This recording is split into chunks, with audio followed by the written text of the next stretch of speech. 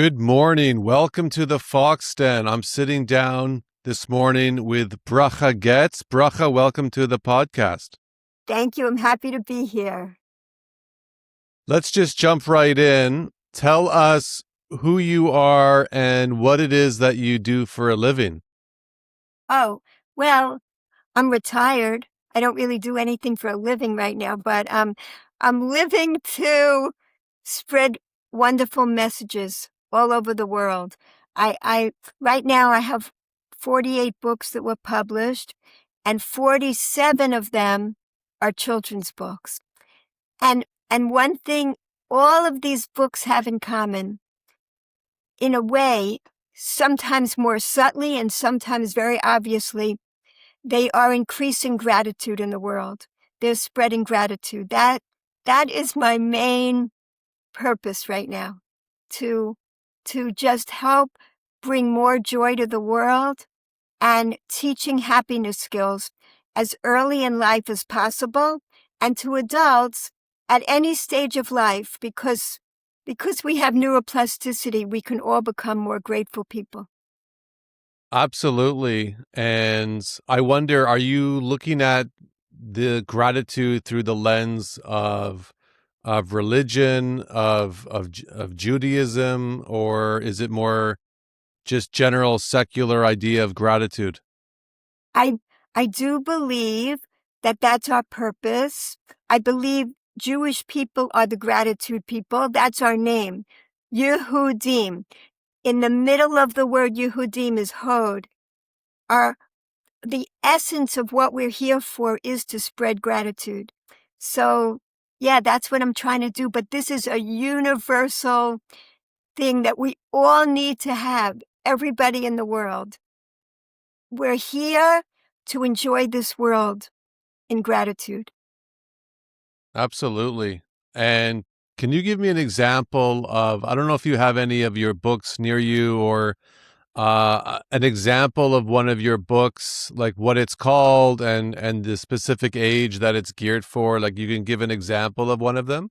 Sure, thank you so much. Well, one book that clearly is all about gratitude is The Happiness Box. This is a boy. He's never happy with anything he gets. And one day his parents get a new washing machine. Of course, I don't get anything. And so his father gets this great idea. He comes and he says to the boy, this box that the washing machine came in, it's not an ordinary box. It's a happiness box. When you go inside this box, all you could do is think happy thoughts. What? How am I going to do that? He goes inside the box and he tries to think of something he's happy about. Okay, he starts thinking of more things and more things. And whenever he's miserable, he goes inside the box and just starts getting happy, thinking of things he's grateful for. One day, he is nowhere near the box. What is he going to do? And then he realizes, where was my box? Can you guess where? It was above my eyes, but below my hair. There's a happiness box in your head, you see. It's a happiness box if you let it be. But if it's hard to use your head, just get a cardboard box instead. So that's what children are doing. They get cardboard boxes behind appliance stores, and they make happiness boxes, and this is how they learn to practice gratitude. Oh, isn't that clever? So, are you writing where are you based? Are you based in Toronto? Oh, right now I'm in Baltimore, but we live in Israel now. You're in Baltimore right now, but you live in Israel. Where in Israel do you live?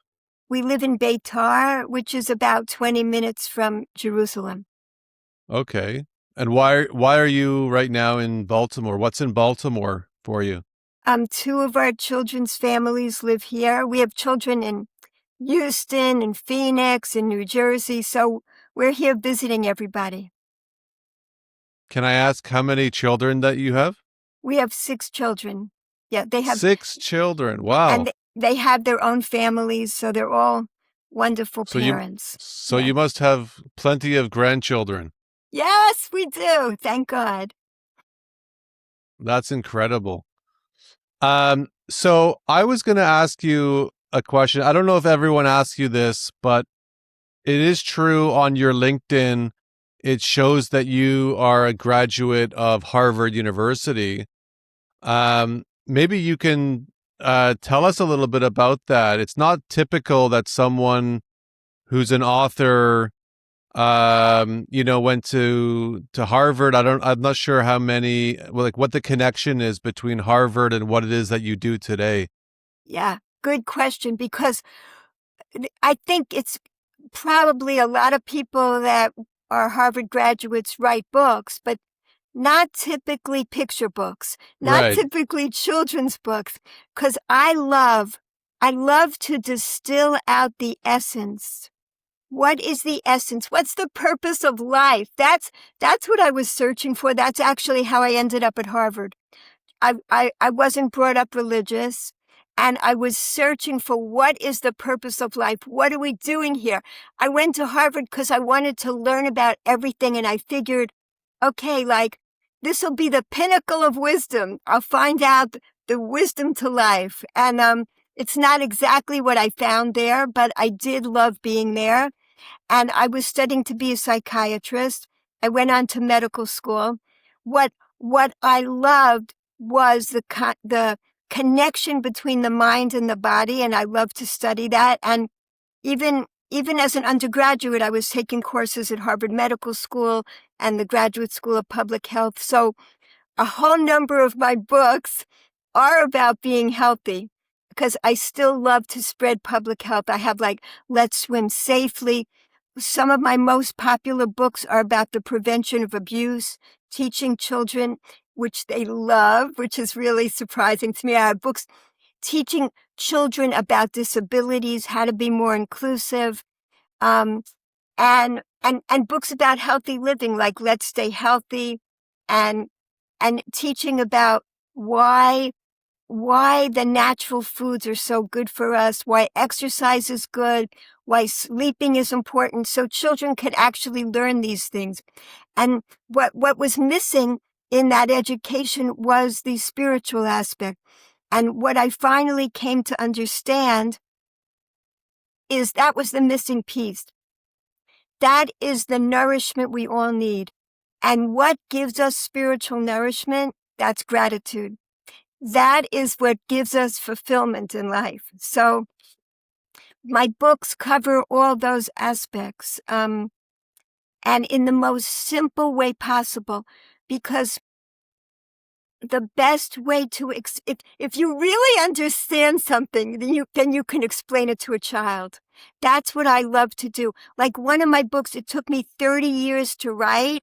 That's Don't Read This Book, because I didn't have all the wisdom. I didn't learn all the wisdom. It took me 30 years to be able to explain to children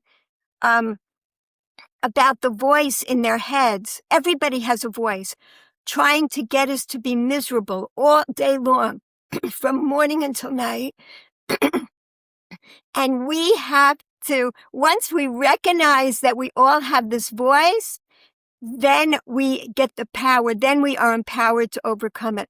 Until we recognize that there's this voice trying to get us to be miserable, then we can't recognize it and say, how does it try to get us to be miserable? It gets us to focus on what we don't have. It gets us to think about what we're lacking. And it does this all day long. Once we realize that, we take our power back and we go, all right, you're trying to get me to focus on what I'm missing. I'm going to focus on what I already have. And it loses its power like the Wicked Witch of the West. It just melts away. You get your power back. So I'm teaching this to very young children. This is something adults need to learn, but the earlier we learn it, the more we can go on a trajectory in life of joy and empowerment to be able to develop these happiness skills, to direct our minds, and to help them become more gratitude minds. So they go in that path more automatically as we train it. I'm sure you're familiar with the Jewish concept of Yetzir Hara and Yetzir Hatov. And for those who don't know, the Yetzir Hara literally translates as the evil inclination. And this voice in your head that you were describing about how terrible we are, does that sync up with your philosophy, the idea of Yetzir Hara and Yetzir Hatov? Yes, and this is why it took me 30 years, because I didn't understand that voice, what's called the evil inclination, is really there to help us. That's the part I didn't get. That it's like a personal trainer. It's like, or you could picture it as a barbell, because when it weights down on us, the barbell weights on us, and when we recognize that, we push it off, and that's how we grow our gratitude muscles. It's there to help us. It's there to train us to become better adept at being grateful. And when we get that weight on us, oh, you're missing this, you're lacking this in life, and we realize, oh, you're trying to train me, we push it off, and each time we push, we grow our gratitude muscles. Wow. And you had the weight right there ready for that explanation. I like that. Did you always know that you wanted to be an author, or was there some kind of a transition that happened? What was the original spark for you? Good question. I'd say I think I was in third grade, and I loved to write poems. So I wrote this poem, and they read it in front of like the whole assembly, and it was about how books take you any place. You just read a book and you're in the past, or you're in the future, or you're in outer space, or you're in another country. So I always loved books, but really my favorite books are still children's books.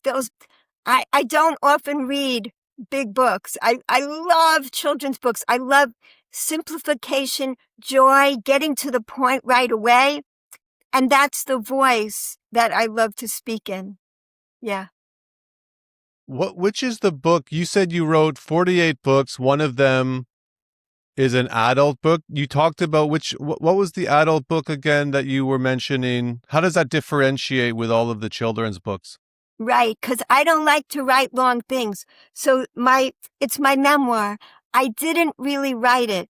I compiled it. I found my old diaries, and that became journals when I got older, and letters I wrote home, and I filled in the missing pieces. This is called Nourish the Soul, Filling the Emptiness Within. It's my journey from age 12 to 32. I started my diary at age 12, right after I finished reading The Diary of Anne Frank. I started my diary. It got me thinking, like, I'm Jewish, but why? Like, what is it about the Jewish people? Why do nations throughout history seek to exterminate the Jewish people? What is it about us? I was trying to understand what was special about the Jewish people. Why do we last? Even through all the attempts at extermination and the assimilation, why are we still here?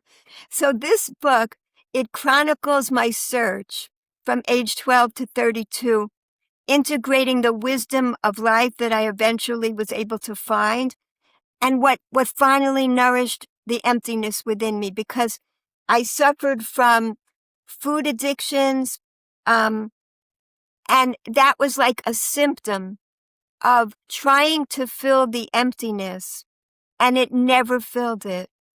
It was, in fact, the hole gets emptier and emptier. Like after the whole bag of potato chips is gone, you feel even emptier than the bag. It makes the hole get deeper. It gives a temporary sense of pleasure, but it doesn't give the lasting pleasure. And only gratitude brings that lasting pleasure and the connection that we're really searching for. We develop addictions from a sense of scarcity in life because we don't trust that there's an abundance of pleasure for us. And the way to develop that resource of constant, lasting pleasure in our lives is through developing the gratitude skills. And I learned about the pleasure ladder, which, if anybody's interested, I could give you a link where people can download. It's like a free chart about the pleasure ladder. It explains the 5 levels of pleasure, which is what I finally learned that really changed my life. It's not coming from my brain. This is ancient mystical wisdom. So it has helped me to understand when you're feeling alone, loneliness, anxiety, depression, alienation, it's what brings connection back into your life in infinite ways, and it's completely empowering. It shows you that we actually have the ability to bring joy into our lives at any moment. Great. I want to ask you a very simple question, which is, you talk about gratitude and you're obviously a very grateful person. It's showing through in how you're talking. But most people, I think, struggle with gratitude, or they don't even think about gratitude on a daily basis. What can you offer, or some quick tips on people who want to feel more grateful but don't even know where to start? How can we start this journey? Beautiful. You know, when you're driving, if you've ever driven on a path that hasn't yet been driven on, it's very rocky and awkward. It's very hard to go. But once you create those grooves, then it gets easier and easier to follow on that path forever after. That's what we're doing. We're creating the neural pathways. We all have neuroplasticity.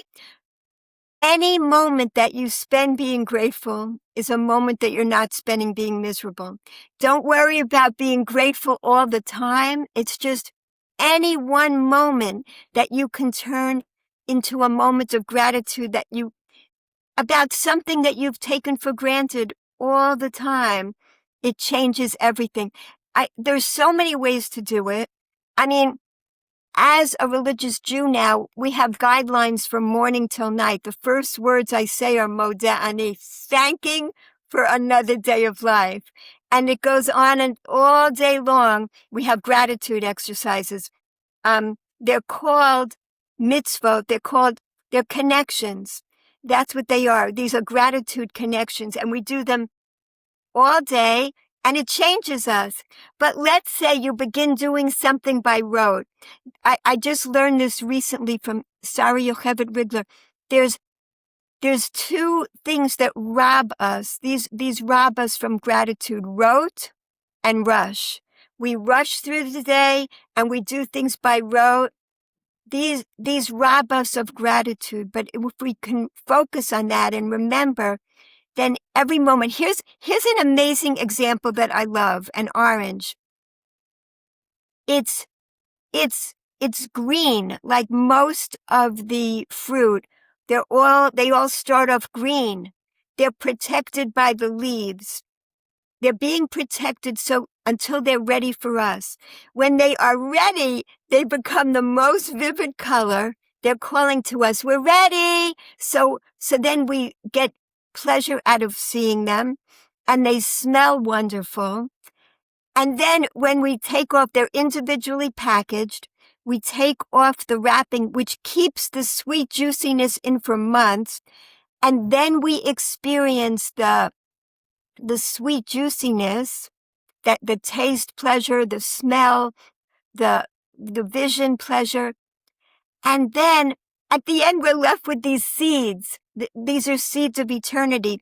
They're designed to go back into the earth and become many more orange trees, infinite more oranges. So packed within one little orange is infinite wisdom, and infinite loving kindness. And the one that you hold in your hand is there to love you up. It's like we were put in this amazing garden. So once we recognize that, when we start to look at it with eyes of gratitude, it just fills us up throughout the day. And that's what I'm loving to share with really everybody on earth. And as young as you, and we really, our souls never age. So we're really as young as ever. And once we begin to fill with gratitude, we can just have these really joyful lives that are filled with energy too, because really everything is energy. Wow, Bracha, you're a very inspiring person. You know that? I hope so. I'm trying. It's very inspiring speaking with you. Where can people follow your work and help support you? Yeah, this is it. Growing Impact Publications. My children created this website, and with my 40th book, I stopped sending my books out to all the publishers. They said they want to become my publishers now, so now my children are doing it. So they love when you visit the website. They worked hard on it, and they love now distributing all my books. Yeah. And are you on social media as Yeah. well? Yeah. I don't know how you found me, but yeah, I'm on LinkedIn and Facebook, Instagram, most places. Yeah. I think we connected through LinkedIn, if I'm not mistaken. So it's we can be grateful for that connection, right? Yes. And I really appreciate and I'm grateful for this meeting that we had this morning. It looks like you're doing fantastic work, and I think gratitude is a really important trait that we all need to remind ourselves about more often. It's something that I don't think you can have too much gratitude. If anything, people don't have enough of it. So I want to thank you so much, Bracha, and I wish you all the best going forward. Thank you. You too. I love what you're doing. Thank you so much. Thank you for reaching out for me to join this. My pleasure. My pleasure. Have a wonderful day.